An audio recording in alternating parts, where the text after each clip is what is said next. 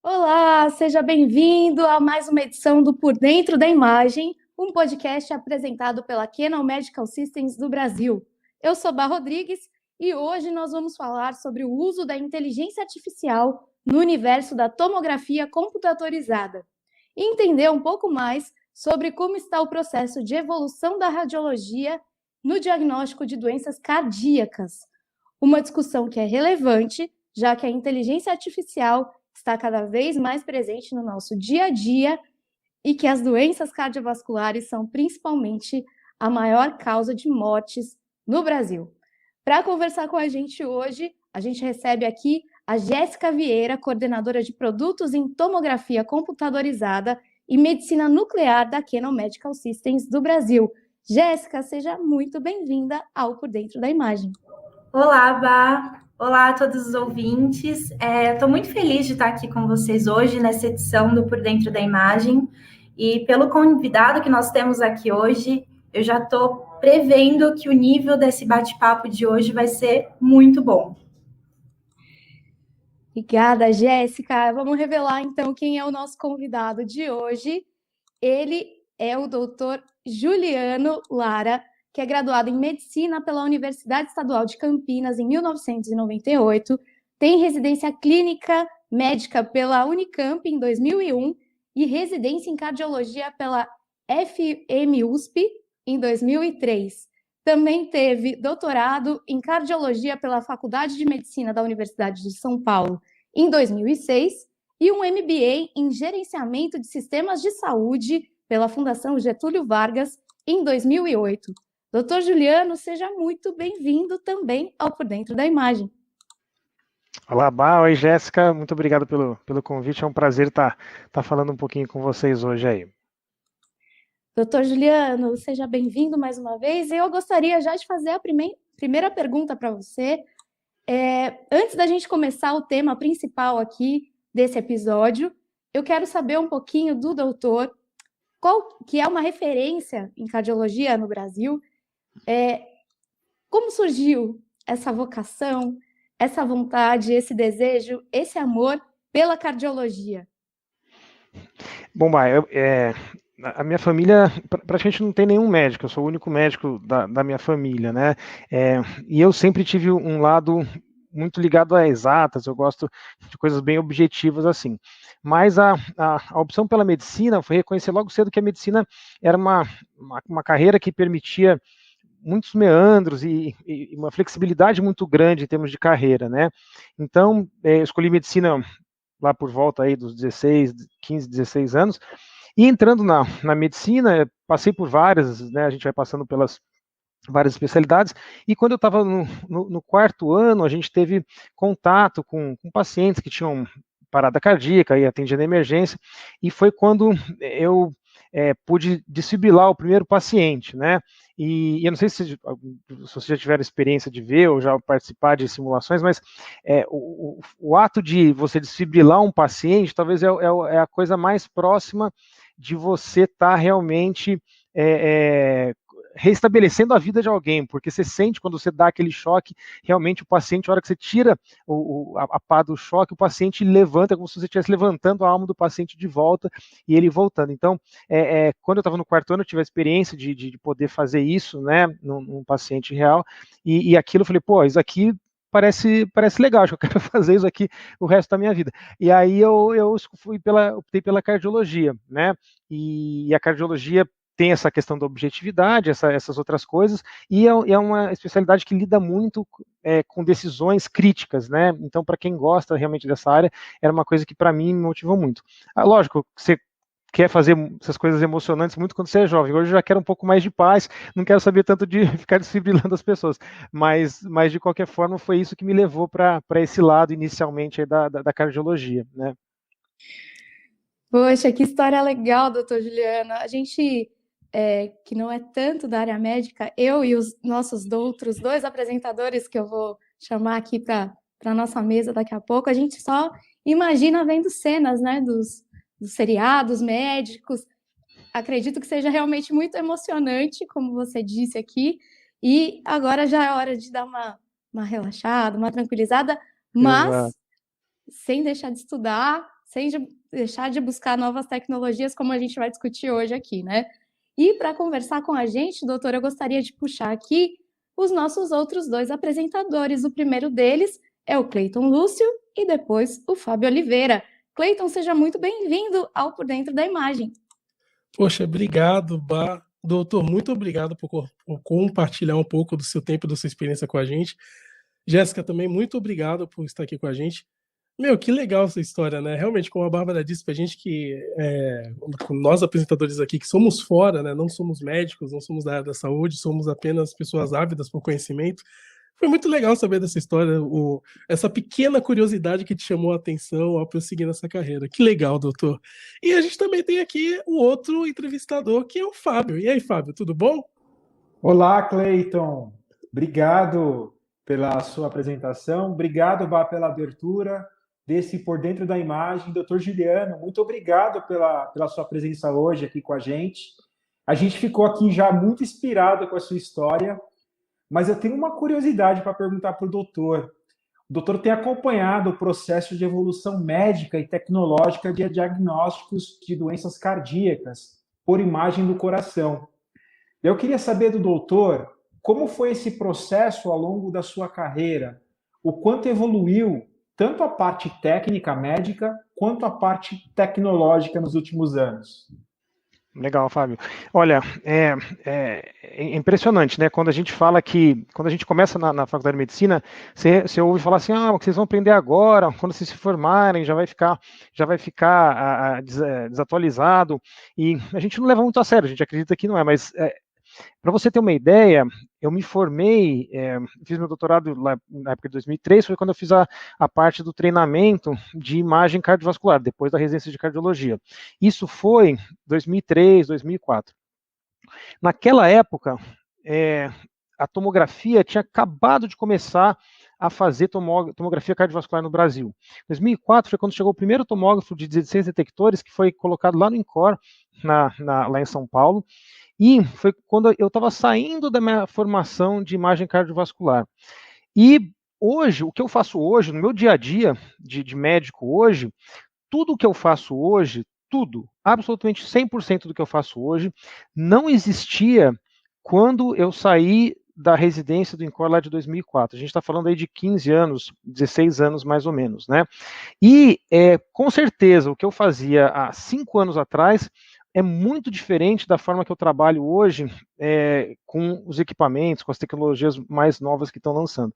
Então, essa evolução tecnológica, ela te atropela, realmente ela te atropela, e você tem que estar, acima de tudo, ser uma pessoa flexível, porque se você não for flexível no que você faz, você não sobrevive mais com essas mudanças tecnológicas, né?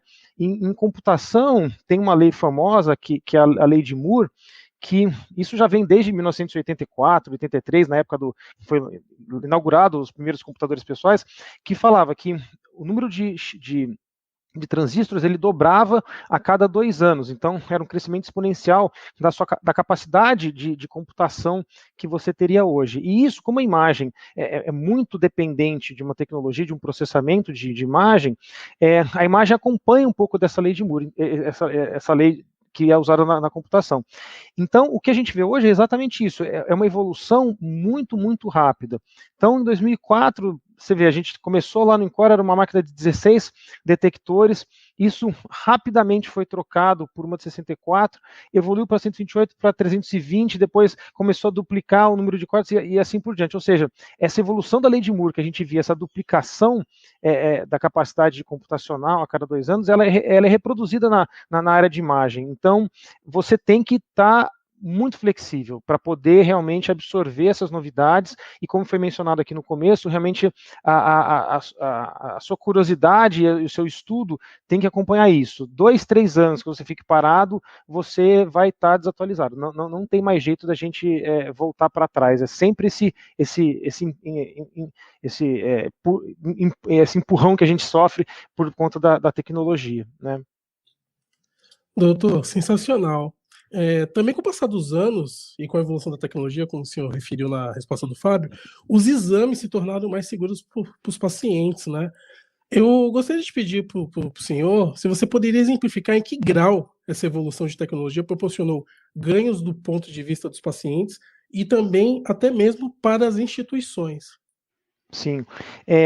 O ganho aí, eu vou dividir talvez em duas partes. A primeira parte é na questão da aquisição das imagens propriamente ditas, né?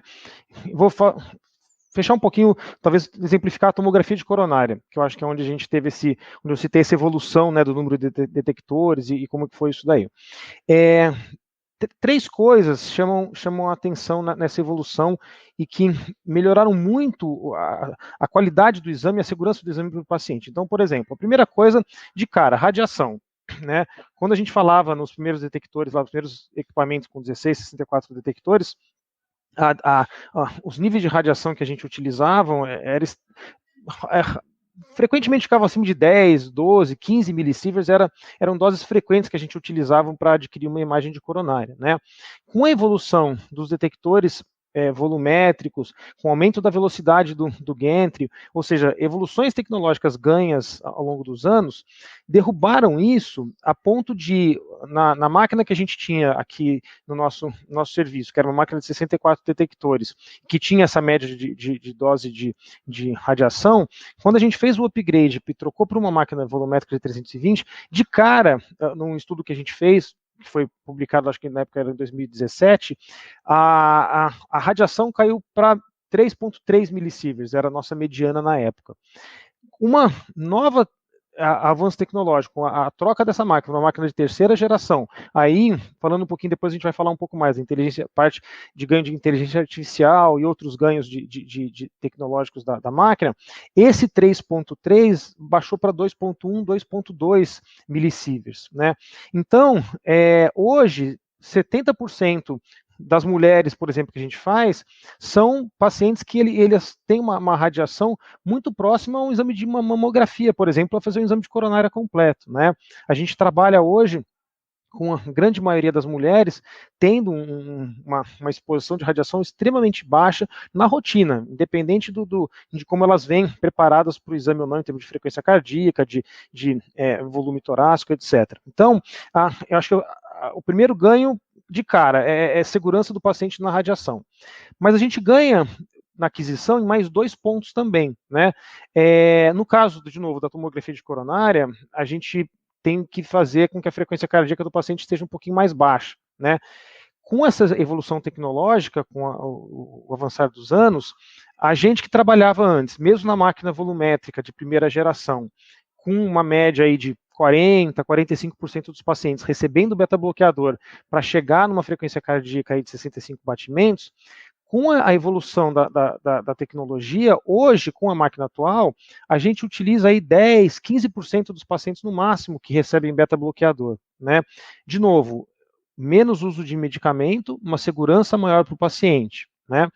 E o terceiro ponto é que com a melhora também do processamento da aquisição da imagem, a própria quantidade de contraste que a gente utiliza também caiu. Então, se antes, com 64 detectores, a gente usava 100, 80, 100 ml, era de praxe, hoje, com essa evolução tecnológica de 15 anos de evolução, é muito frequente a gente usar na rotina 50, 60 ml.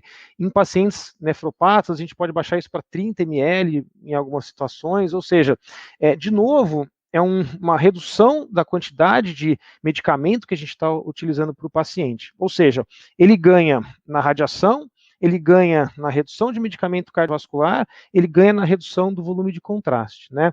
Então, quando a gente junta tudo isso, eu acho que o pensamento de você otimizar a qualidade do exame e preservar risco para paciente, você desbalanceia muito essa conta a favor realmente de um benefício para o paciente. A gente está dando mais benefício para o paciente com menos risco, né? E no final de tudo, você está aumentando sua produtividade. Então, à medida que você não precisa entrar em 2, 3 pacientes a cada 10 para fazer beta-bloqueador, você está ganhando minutos de exame ao longo do dia, né? Então, num serviço que é mais complexo ou que de alta demanda, a hora que você soma tudo isso, você está ganhando aí, às vezes, 40, 60 minutos do seu dia porque você deixou de ficar indo fazer beta-bloqueador só por conta da evolução tecnológica, né? Então, os ganhos de produtividade nesse sentido, para quem oferece o serviço, também são grandes, né? Também são muito grandes. Então, é um ganha-ganha. Ganha o paciente, ganha o serviço e ganha o médico na ponta que vai ter que laudar e trabalhar essas imagens no final, né? Nossa, doutor, muito obrigado pela sua explicação. Realmente, a tecnologia só veio para otimizar todo o sistema de ponta a ponta, né? Eu queria agora chamar a Jéssica, eu acho que ela teria uma opinião também sobre essa evolução dos exames. Jéssica, o que você acha em relação a isso? Eu concordo com tudo que foi pontuado aqui pelo Dr. Juliano. Como ele mencionou, esse aumento no número de detectores, essa evolução na tomografia, foi um grande salto para o diagnóstico em si. Então, com esse lançamento do primeiro tomógrafo e com uma maior capacidade, com uma maior cobertura de detector, são esses tomógrafos da família Aquilion One, a gente passa a ter 320 fileiras de detectores atuando nessa aquisição. Eu acho que vale contextualizar para trazer todo mundo numa mesma página. Esse maior número de fileiras de detectores, ele representa ali uma maior área sendo adquirida por rotação. E aí, o que o tomógrafo Aquilion One vai se predispor a fazer é conseguir em uma única rotação, em um único batimento, em uma fração de segundo, adquirir toda a extensão do coração. E aí, além de todos esses benefícios que o Dr. Juliano já mencionou, como maior segurança para o paciente, maior otimização durante as aquisições, que é algo que traz impacto também para as instituições, e do maior diagnóstico, essa maior capacidade de aquisição, de maior cobertura, amplia também todo o espectro de aplicações clínicas que podem ser alcançadas através dessa tecnologia. E aí, a partir dessas aquisições volumétricas, foi possível começar a falar de níveis de diagnóstico que até então não eram executados. Eu vou dar um exemplo aqui, por exemplo, uma aquisição espectral cardíaca. Até então não era possível. E aí, a partir dessa aquisição volumétrica, é algo que passa a ser possível e amplia aí o poder diagnóstico, uma vez que passa a ser possível realizar aquisições de mapa de cores quantificáveis, no qual é possível avaliar o nível de perfusão do miocárdio para fazer uma avaliação de um estudo de área infartada, por exemplo. Então, traz um ganho para todas as partes do sistema, para o médico, para o paciente, trazendo uma maior possibilidade no espectro clínico também. Então, foram vários ganhos a partir dessa única evolução. Bom, e falando em evolução, em tecnologia, eu queria perguntar para o Dr. Juliano agora, além de tudo isso que a gente está falando aqui no episódio, o que a inteligência artificial também pode auxiliar, né? Como ela tem já se mostrado e ainda vai se mostrar uma grande aliada da medicina, podendo contribuir também para um melhor diagnóstico, né? Para um melhor diagnóstico do paciente. Como que a inteligência artificial, doutor, tem ajudado ainda mais a melhorar o diagnóstico radiológico, além da questão dos beta-bloqueadores que a gente falou agora há pouco, né? Queria que o senhor explorasse um pouquinho mais.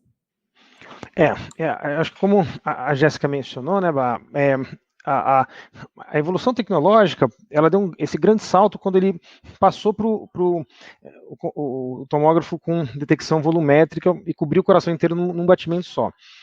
Mas, depois disso, não adiantava mais aumentar o número de detectores, a gente precisava ir para outras evoluções que permitissem com que, uma vez que eu pegasse aquele volume fosse trabalhado de uma forma diferente. Então, toda a evolução tecnológica que deu esse grande salto para os 320 detectores, depois disso, ele precisou ser trabalhado o que fazer com aquela informação. E o que fazer com aquela informação tem uma sofisticação muito maior do que só ficar aumentando o número de detectores, não é trabalho bruto mais, né? E aí que entra a inteligência artificial. Por quê? O volume de dados obtidos hoje no exame de tomografia computadorizada, no caso do coração, é gigantesco, é gigantesco. Então, a gente não tem mais a condição humana, vamos dizer assim, de trabalhar esses dados de uma forma normal, de uma forma individual. É fundamental que a gente tenha aí a ajuda, sim, da parte da inteligência artificial, que pode ajudar nisso daí. Então, onde que a inteligência artificial entra e é um caminho sem volta? No caso da aquisição das imagens, a gente consegue reduzir em muito a condição da aquisição das imagens, porque a gente precisa de menos informação na hora de obter a imagem para resultar na minha imagem final. Então, esse é um primeiro ganho que a inteligência artificial, através de uma série de algoritmos, consegue com muito menos informação, que no caso da tomografia se traduz em menos radiação. Então, eu tenho uma exposição menor de raio, mas aquela exposição gera uma quantidade suficiente de informação com que, através desses algoritmos de inteligência artificial, eu consiga gerar uma imagem lá na ponta, que é uma imagem muito próxima do que eu teria com um nível de exposição ou um nível de radiação muito maior, né? Então, sem dúvida, a inteligência artificial vem nesse sentido de você obter uma qualidade de imagem muito boa para um nível de informação obtido do paciente, às vezes, que seria teoricamente pequena. Junto com isso, essa quantidade de informação ela pode ser trabalhada de uma forma muito produtiva. Então, por exemplo, a Jéssica mencionou a questão do exame espectral. Quando você consegue ter essas duas coisas integradas, a inteligência artificial consegue fazer essa separação que a gente, na prática, não conseguiria fazer por conta própria. No caso, mapas de perfusão miocárdica, por exemplo, adquiridas com essas tecnologias, são extremamente trabalhosas de você fazer isso, se você for fazer o pós-processamento, sem que a inteligência artificial possa já ter mexido na imagem, ou otimizado a imagem, ou mesmo avaliado todos os contornos da imagem, para te trazer um resultado final que é muito mais próximo do que você quer obter clinicamente. Então, a gente tem já a inteligência artificial trabalhando na fase da aquisição, melhorando a qualidade da imagem. A gente tem a inteligência artificial trabalhando essa imagem e te dando uma imagem já processada de uma forma diferente. E, por último, tudo isso, no final das contas, vai resultar numa qualidade de interpretação do médico que está laudando essas imagens, que vai aumentar demais a acurácia diagnóstica. Então, no final das contas, a gente está aumentando o nível de acurácia diagnóstica, porque a imagem que a gente está lendo e a gente está interpretando com o olho humano, ela já tem todo um refinamento que ela passou por esses sistemas de inteligência artificial. É lógico que alguns sistemas desses até vão chegar ao ponto de sugerir um diagnóstico ou dar um diagnóstico mais preciso, mas que eu acho que o grande ganho ainda hoje é na hora de adquirir a imagem e de pós-processar essa imagem de forma automática. Se a gente não tivesse esse pós-processamento que a gente tem hoje automático, várias frentes tecnológicas que a gente trabalha hoje, imagem espectral, a perfusão miocárdica, a capacidade de fazer medidas de fluxo de coronária, nada disso seria possível a gente fazer sem o uso da inteligência artificial hoje.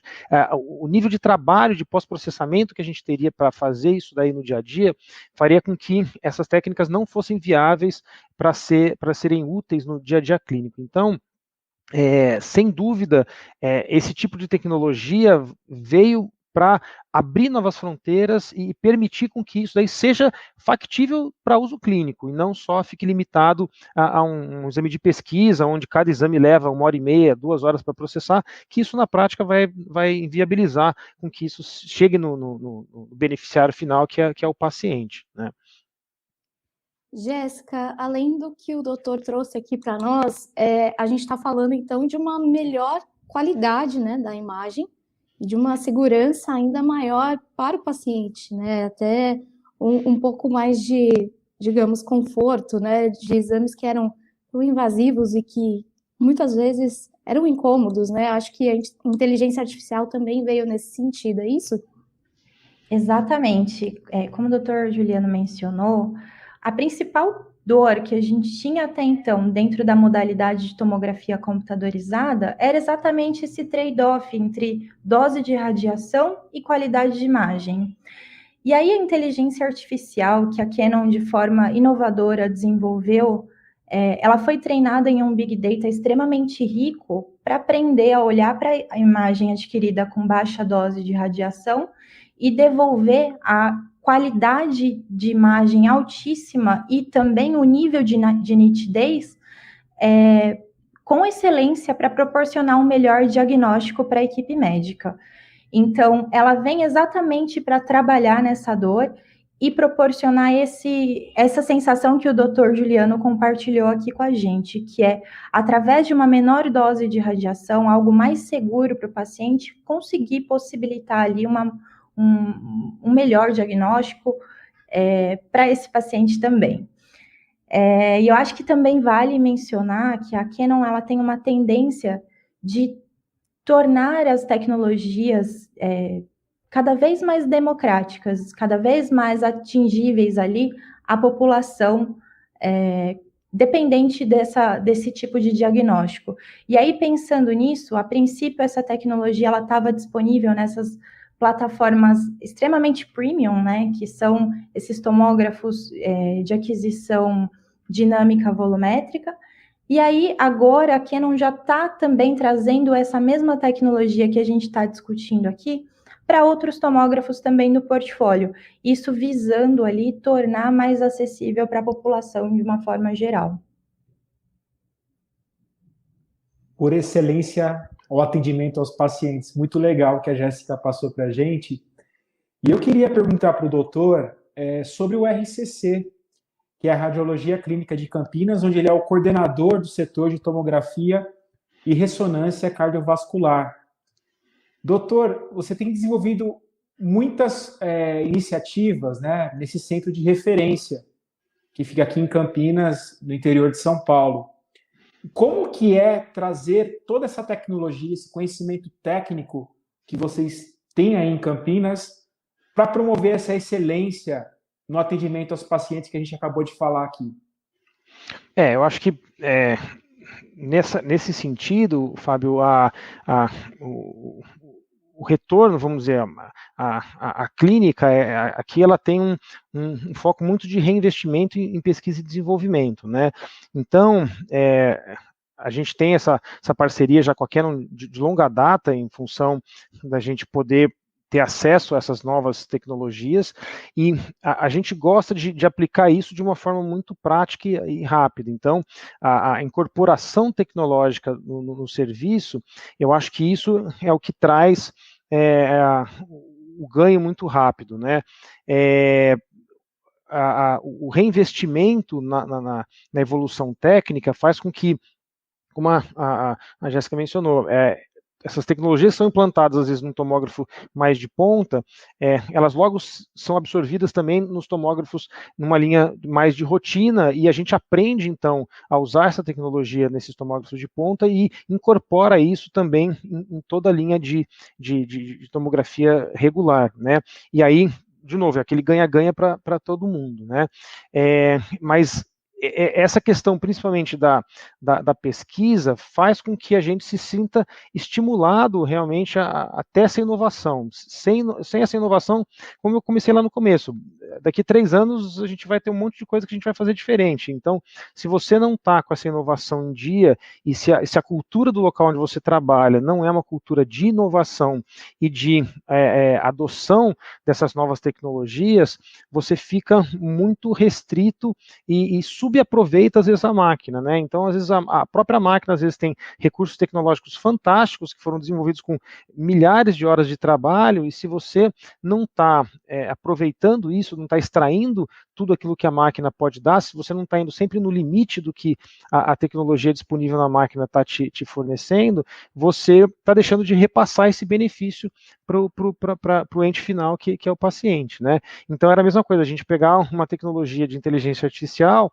e continuar usando no nível de dose de radiação elevada, assim, não faz sentido, né? Mas essa incorporação das novas tecnologias, o treinamento para usar isso é da sua prática do dia a dia. Então você tem que estar constantemente e estar acostumado a receber informação nova e incorporar isso, e a gente acha que consegue fazer isso de uma forma satisfatória aqui, porque a gente tem essa velocidade, a gente gosta dessas incorporações novas, a gente gosta de se sentir desconfortável com uma coisa nova e querer aprender e implementar isso na prática, né? Então, mas isso é uma cultura muito de dentro de cada serviço, né? Às vezes a gente gosta de ficar mais acomodado, é o jeito que a gente faz há 20 anos, tá bom, não vamos mudar.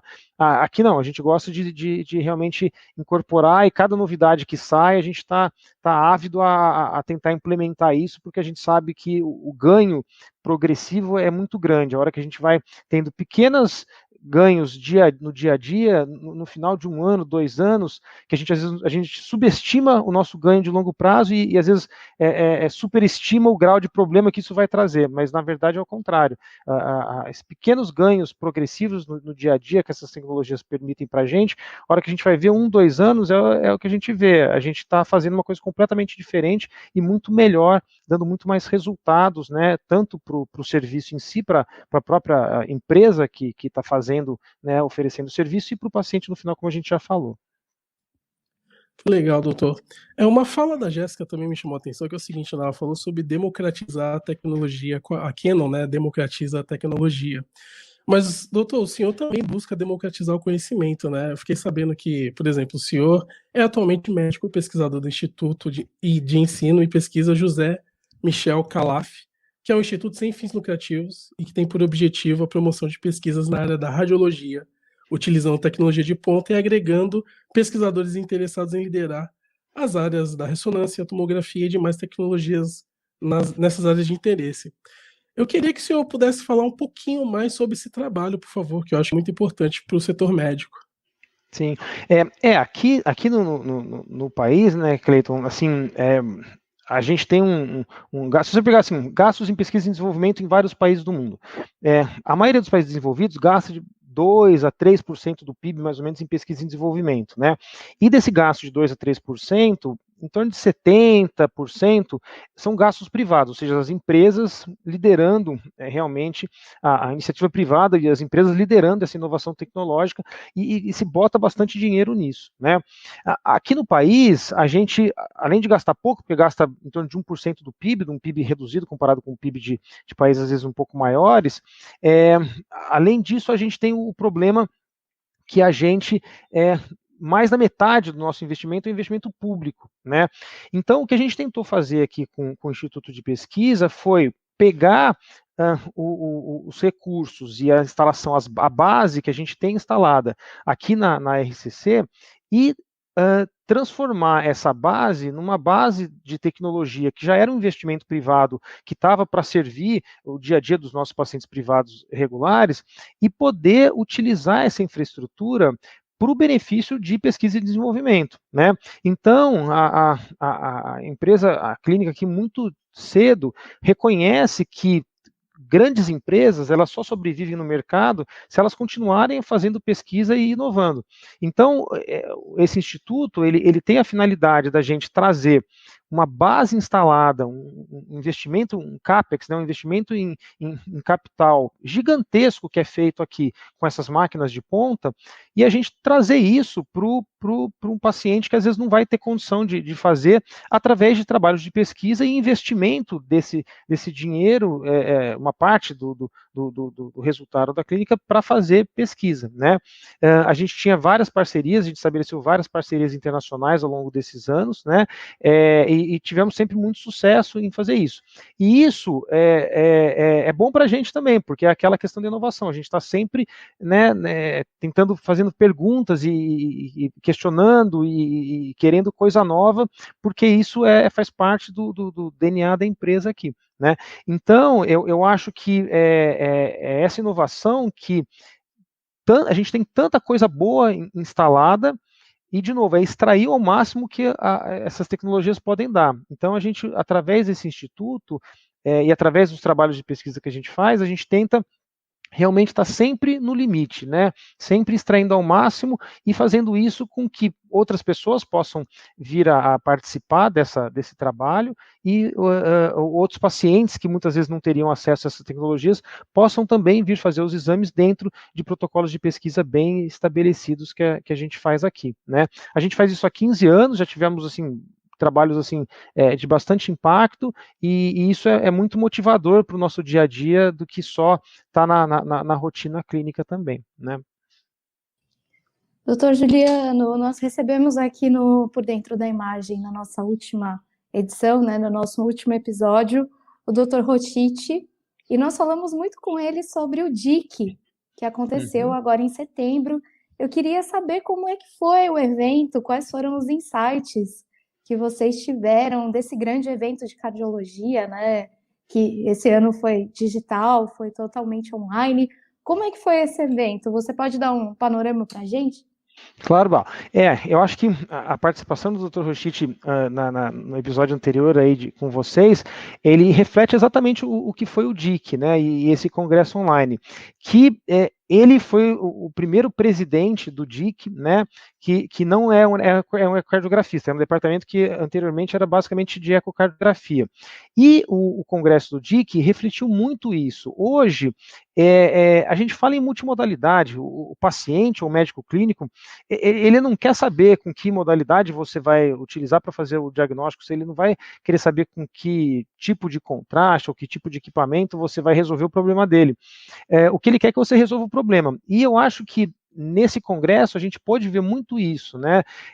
O foco não é mais em discutir simplesmente o método A, B ou C, mas botar no centro o paciente, botar no centro a doença e os métodos diagnósticos trabalharem conjuntamente para dar a resposta clínica necessária, né?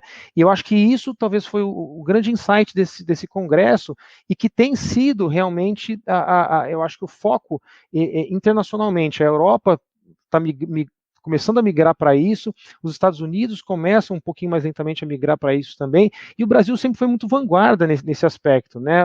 E eu acho que essa participação do Dr. Rotich liderando o DIC nesses 2 anos super difíceis da pandemia, eu acho que ele realmente culminou com esse congresso que teve uma participação internacional imensa, um suporte da indústria muito grande e uma participação de público quase recorde aí do que a gente teve nos outros congressos, né? Então, eu acho que a mensagem final do congresso é que vamos esquecer um pouco realmente as modalidades, assim, a gente vai focar na doença e vamos tentar responder a pergunta com o melhor método possível. E o médico que vai trabalhar com isso tem que estar a par de todos os métodos, ele tem que saber, ele tem que ser multimodalidade também, porque ele tem que entender onde vai terminar o limite do seu método que ele faz, ou que ele é mais especializado, e para onde ele vai levar o paciente para frente ou para trás, conforme ele vai ajudar o clínico a responder a questão, né? Então, eu acho que isso foi uma mensagem muito clara, né, pelo próprio desenho do congresso, como ele foi feito, e a gente vê que, apesar da pandemia, a tecnologia não parou, a gente teve muita coisa nova que apareceu nesse período, e com pandemia ou sem pandemia, a imagem tem muito que evoluir, a gente vê essa evolução realmente no nosso dia a dia, e a gente fica feliz por saber que a gente está caminhando com uma base muito boa e está indo para frente de forma muito rápida, continua, apesar de todas as dificuldades que foram esses 2 anos, né? Doutor, muito legal os insights que você passou sobre o evento, deu aqui um grande resumo para quem está vendo e assistindo a gente. E tem um outro grande evento, esse está para acontecer, está pertinho de acontecer, que é a JPR, a tão aguardada JPR, que é a 51ª edição da Jornada Paulista de Radiologia, JPR 2021. Ela vai ser realizada do dia 22 a 25 de setembro em São Paulo, capital. Primeira pergunta, o doutor pretende participar? E se sim, o que o doutor espera do evento? Esse evento vai ser o presencial dessa vez, então está sendo bem aguardado por todo mundo. Não, sem dúvida, Fábio, eu acho que a JPR fez uma escolha certa e eu acho que está todo mundo muito ansioso para ir para lá, porque essa participação realmente, depois de tanto tempo longe, né, por mais que a gente tenha o acesso online, as ferramentas online, tem algumas coisas que é ombro a ombro, não tem como, né? Aquelas conversas, né, tete a tete, eu acho que realmente são fundamentais para algumas coisas, né? Então, como eu falei, apesar de no dia que a gente ter ainda permanecido com o formato e tenha o ganho acadêmico, né, e ganho participativo, eu acho que a expectativa para a JPR não podia ser maior entre todo mundo que mexe com a imagem, está todo mundo literalmente querendo ver, né, as pessoas face a face aí, ombro a ombro, e eu tenho certeza que, como foi colocado, vai ser um evento histórico e toda a organização da JPR está realmente de parabéns por ter conseguido trazer o evento, né, nesse limite aí entre presencial e online, mas eu acho que eles tiveram um trabalho muito árduo e eu tenho certeza que quem for vai ter o benefício e está todo mundo muito feliz, né, de poder estar lá junto novamente e encontrar as pessoas que a gente deixou de ver aí nesses últimos anos aí, né? Doutor, agora a gente chegou na parte do episódio, a gente tira um pouco o crachá do senhor, porque essa parte ela é mais inspiracional, né? A gente sabe que parte da audiência do Por Dentro da Imagem é constituída de estudantes de medicina. E muitas vezes é interessante os estudantes saberem os sucessos e as conquistas dos profissionais de renome, como o senhor, mas também saber quais foram os maiores desafios e que esse grande profissional de renome aprendeu com ele. A gente já sabe a sua paixão pela cardiologia, como ela surgiu, a gente já sabe sobre as suas formações, né? Mas a gente queria saber quais foram os maiores desafios pessoais e profissionais desde lá da época, quando você se formou em 1998, e o que você aprendeu com esses desafios? O senhor poderia contar um desafio e inspirar a audiência um pouquinho? Claro, Cleiton. Eu acho assim, o desafio é de você não acomodar, né? Assim, a tendência que a gente tem realmente é de uma certa acomodação ao longo do tempo, né? E em medicina, e especialmente na parte de cardio ou de imagem, essa acomodação ela é brutal, ela acaba com você, né? Então, eu acho que um dos desafios é realmente você se manter curioso, assim, né? Independente do que você vai fazer dentro da área médica, essa curiosidade, talvez essa é a qualidade que você não pode perder de jeito nenhum, né? E aí não é só a parte médica, a curiosidade vem de várias formas, vem fora da medicina, e você agregar essas diferentes curiosidades por assuntos distintos, muitas vezes vão te levar a ser um melhor profissional, né? Tem um livro que fala sobre formação generalista versus especialista, e eu não tenho dúvida hoje que a formação generalista, ela é muito importante. Hoje eu faço uma coisa super específica, mas a base da formação generalista, ela é muito significativa para você manter isso, né? E essa curiosidade é o que leva você a ter essa formação generalista meio que sem querer, você vai ser curioso por coisas diferentes, né? Então, eu acho que esse primeiro desafio de se manter curioso é um desafio que você tem que estar sempre buscando, né?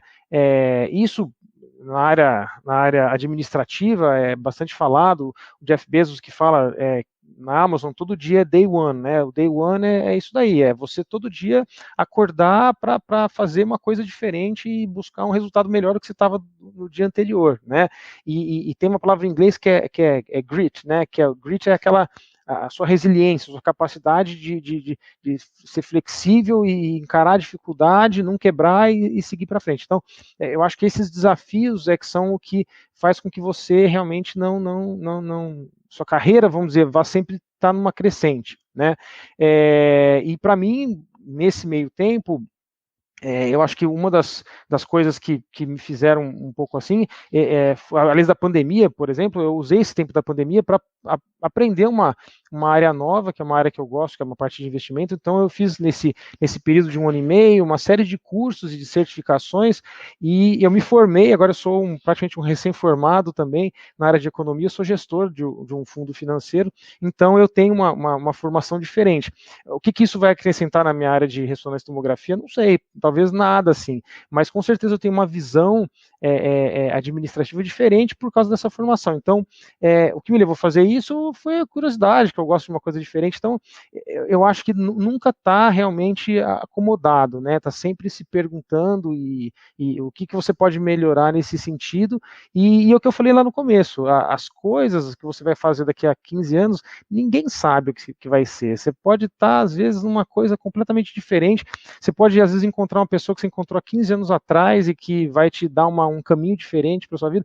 Então, está preparado para essa flexibilidade, né? Quem vai sobreviver daqui para frente em medicina é quem for flexível, tiver a maior capacidade de resiliência e for capaz de integrar, muitas vezes, diversos conhecimentos. Que isso é talvez a única coisa que a inteligência artificial não faz bem. A inteligência artificial é boa para juntar um monte de dados, big data, né? Juntar um monte de informação, concentrar, achar uma coisa. Mas quem consegue trabalhar com múltiplos inputs de informação é o ser humano. Então, o ser humano que conseguir ter essa capacidade de generalista e trabalhar com esses vários inputs e saber um pouco de várias coisas, ele consegue fazer essa integração que, por enquanto, a inteligência artificial não faz, né? Então, talvez esse é o seu valor, é isso que você vai agregar de valor realmente nessa área médica, né? Doutor, infelizmente nós estamos chegando ao final já do nosso episódio.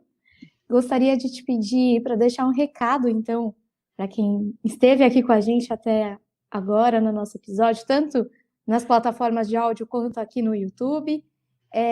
Então, gostaria de deixar o seu recado final e as suas redes para quem quiser acompanhar essa multidisciplinaridade de assuntos e temas que o senhor aborda, por favor. Não, eu só tenho que agradecer, Baixo. Meu recado final só é realmente para a gente não desistir aqui do país, não. Tem muita coisa boa aqui acontecendo. A gente, na imagem, o Brasil é um dos países com mais avanço tecnológico do mundo, né? A gente é um país, assim, muito bom para trabalhar como médico, especialmente na imagem. Então, a gente faz hoje coisas que a gente faz de ponta, que nenhum outro lugar do mundo faz, e a gente está sempre muito na frente. Então, não fiquem desestimulados com o Brasil. O Brasil é um país muito bom mesmo. Eu gosto muito de trabalhar aqui. Acho que a gente tem uma qualidade de vida muito boa como médico aqui. Então, eu acho que a mensagem é uma mensagem de otimismo com tudo que vem pela frente aí, porque a gente quer os cérebros bons aqui no Brasil, a gente quer que todo mundo fique aqui, né? E trabalhar em prol desses 200 milhões de habitantes nossos, né? E quem quiser acompanhar alguma coisa, eu estou mais no Twitter, eu tenho uma conta para médico e uma conta para investidor também. Então, é só me procurar lá, Juliano Fernandes, vocês me acham, tem 2 contas lá só para esses assuntos diferentes, conforme o interesse aí. Tá bom? Um abraço e muito obrigado aí pelo convite. Doutor Juliano, médico e investidor. Vamos pedir umas dicas aí de algumas ações para o doutor Juliano também, além de saber tudo da medicina. Doutor, muito obrigado pela tua participação aqui no Por Dentro da Imagem. A gente gostou muito desse episódio e saber que a tecnologia ela tem contribuído muito aí para exames menos invasivos nos pacientes. E também saber que o aprendizado constante é fundamental para qualquer carreira, qualquer profissão, como o doutor falou aí na sua resposta. Eu vou me despedindo por aqui e também mandar um abraço para o Cleiton, para a Bárbara e para a Jéssica da Canon. Jéssica, muito obrigado pela sua participação hoje com a gente. Eu que agradeço, Fábio. Obrigado a todos vocês do Por Dentro da Imagem. Muito obrigada, doutor Juliano, por ter dado essa aula para a gente hoje, por ter compartilhado sua vivência e ter dado essa aula de vida mesmo para todos nós. Vou sair aqui desse podcast muito diferente do que eu entrei. Obrigada mesmo.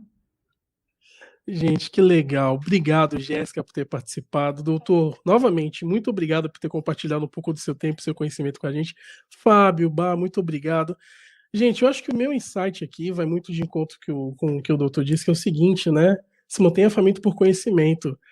Curiosamente, eu fiz 2 anos de Ciências Econômicas e abriu a minha mente para várias coisas. E hoje, depois de muito tempo, eu vou voltar aos bancos da faculdade e vou fazer outra faculdade que é de outra área que eu sou apaixonado, que é marketing. Então, se mantenha faminto por conhecimento sempre, porque isso abre portas. E como o doutor disse ao longo do episódio, você não sabe com que você estará trabalhando daqui a 10 ou 15 anos. Mas se você se manter faminto por conhecimento, você estará preparado e capacitado. Muito obrigado, pessoal. E Bá, é com você. Obrigada, Cleiton. Obrigada, Fábio. Obrigada, Jéssica. Obrigada, doutor Juliano.